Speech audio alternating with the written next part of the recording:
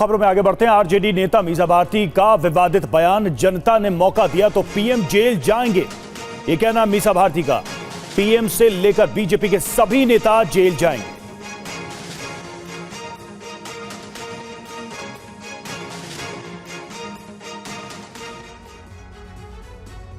RJD supremo Lalu Prasad Yadav की बेटी राज्यसभा सांसद और पाटलिपुत्र लोकसभा सीट की उम्मीदवार मीसा भारती ने प्रधानमंत्री नरेंद्र मोदी पर बड़ा हमला किया। मीसा ने कहा कि अगर इंडिया गठबंधन की सरकार बनी तो प्रधानमंत्री मोदी जेल में होंगे। जो इंडिया गठबंधन है 30 लाख रोजगार दे रहा है, उसमें उनको तुष्टिकरण दिख रहा है। किसानों की आय दुगनी करने की हम बात कर रहे हैं, हम MSP लागू करने की बात कर रहे थे, इनको तुष्टिकरण नजर आ रहा है। आज बेटे के लिए वोट मांगने गए थे, काहे नहीं परिवारवाद पे बोले? मुंह बंद हो गया प्रधानमंत्री जी का। इलेक्ट्रल बॉन्ड पे कौन जवाब देगा?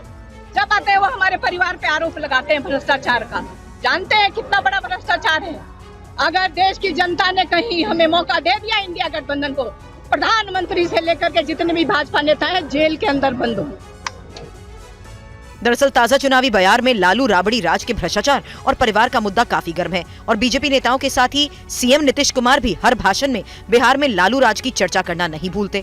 लालू के परिवारवाद का मुद्दा इसलिए भी खूब उछल रहा है क्योंकि इस चुनाव में लालू की 2 बेटियां मीसा भारती और रोहिणी आचार्य लोकसभा चुनाव लड़ रही हैं। और गया में एक रैली को संबोधित करते हुए आरजेडी नेता तेजस्वी यादव अपने पिता के अंदाज में दिखाई दिए। रैली में तेजस्वी ने प्रधानमंत्री मोदी के साथ साथ नीतीश कुमार पर जमकर निशाना साधा। हमारे यहाँ बुजुर्ग अभिभावक हैं। तेजस्वी ने रैली को संबोधित करते हुए अपने 17 महीने का काम का हवाला दिया। कहा इस दौरान उन्होंने जनता से किए वादे पूरे किए। भारत सरकार में 10 साल तक कितने नौकरी दे दिए थे, लेकिन जब 17 महीने तेजस्वी आया तो बहालियां निकलने लगा। बीपीएससी से परीक्षा हुआ, 3 महीने में सब कुछ झटपट छट। कितना दिन से कितना हमारे नौजवान भाई के बियाह नहीं हो रहा था, बियाह हो गया। नीतीश जी आए और हमने कहा नीतीश जी को, नीतीश जी आ तो रहे लेकिन हमने जनता से कमिटमेंट किया है। अब हम सरकार में आएंगे तो जनता तो हमसे पूछेगी कि क्या किए, 10 लाख नौकरियां दिए कि नहीं दिए। उस समय नीतीश जी क्या बोलते थे 2020 में, अपने बाप के पास से पैसा ला करके बांटेगा वेतन, असंभव है, असंभव। लेकिन जब तेजस्वी 17 महीने में आया तो उन्हीं मुख्यमंत्री के हाथों से 5 लाख सरकारी नौकरी। लोकसभा चुनाव में सीएए एक अहम मुद्दा बन गया है। सीएम ममता बनर्जी ने कोलकाता में सीएए का मुद्दा उठाया, कहा कि मर जाऊंगी लेकिन बंगाल में सीएए नहीं लागू होने दूंगी।